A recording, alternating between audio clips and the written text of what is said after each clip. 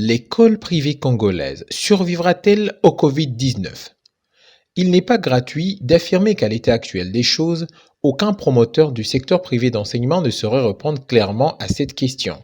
En effet, bien que salutaire, la mesure de fermeture des écoles, consécutive à la lutte contre la pandémie de Covid-19 au Congo, est plus que préjudiciable aux établissements privés d'enseignement. Quelle est la portée de l'impact social et économique sur ces écoles? Le secteur privé d'enseignement est-il en mesure de soutenir, par ses propres moyens, la réussite du programme École à domicile initié par le ministère de tutelle?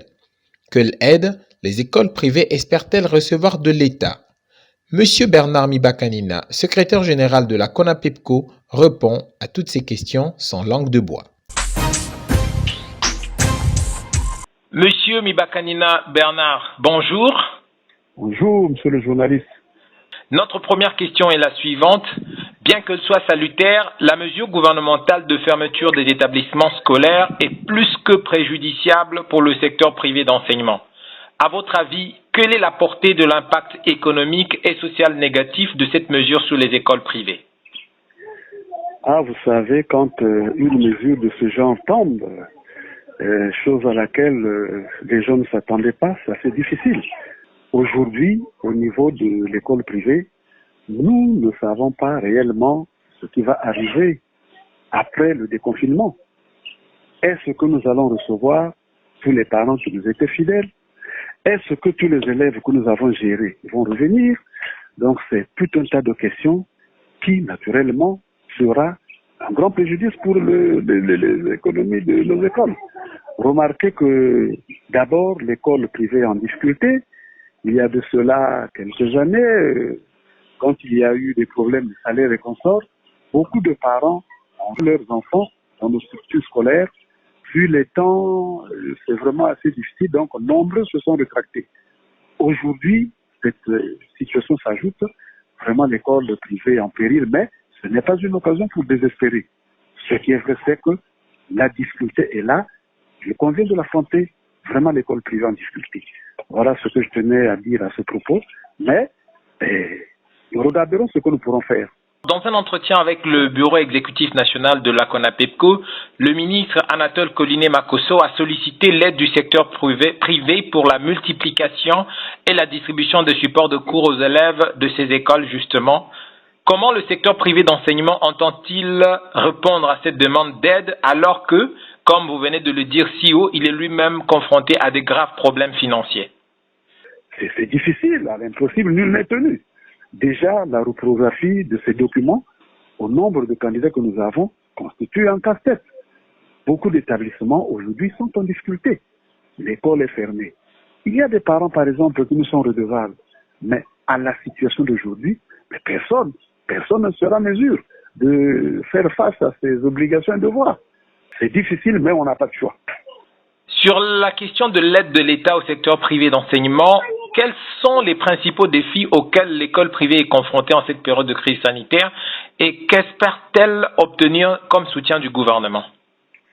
Déjà de plein pied, dès que nous repartons à l'école, on les vacances sensiblement. Que faire devant ces gens-là? Si seulement les possibilités pouvaient être données à l'État de regarder le fisc leur émoluments. Parmi nous, il y en a qui sont locataires.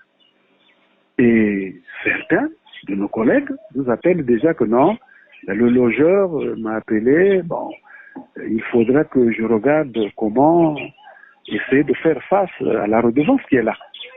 Donc si également, dans cet aspect du problème, un petit apport pouvait être apporté, en tout cas cela devrait permettre à certains de nos confrères d'essayer de respirer.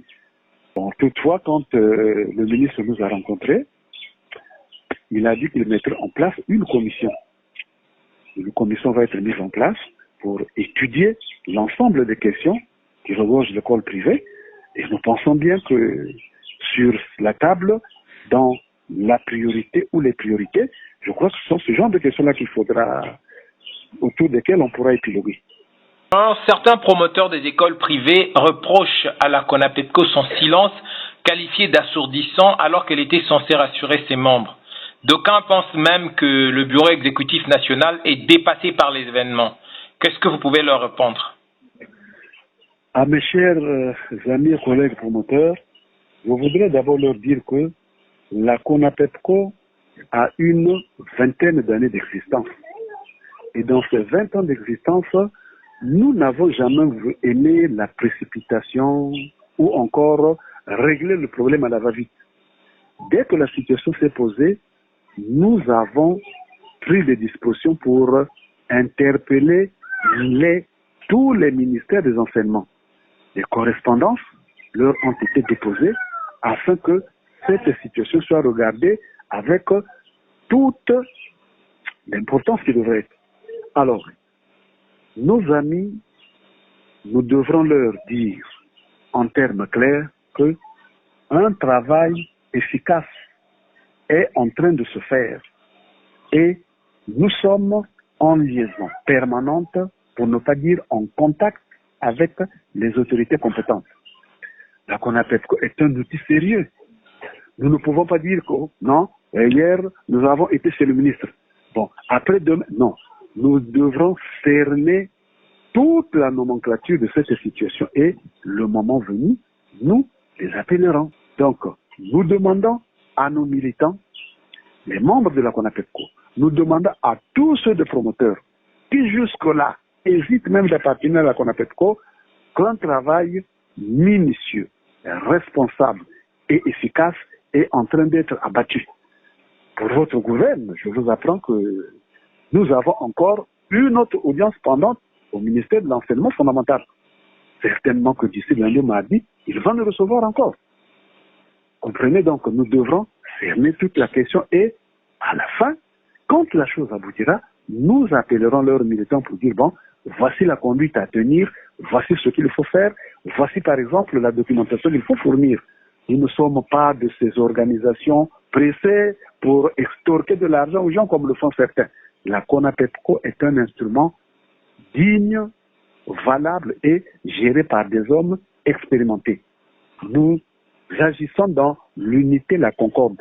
Donc, à mes collègues, je leur demande seulement la patience, le calme.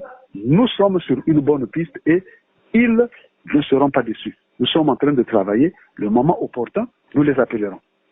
Monsieur Mibakanina, merci beaucoup. Merci, c'est moi qui vous remercie. Et à très bientôt, encore prochainement. Merci.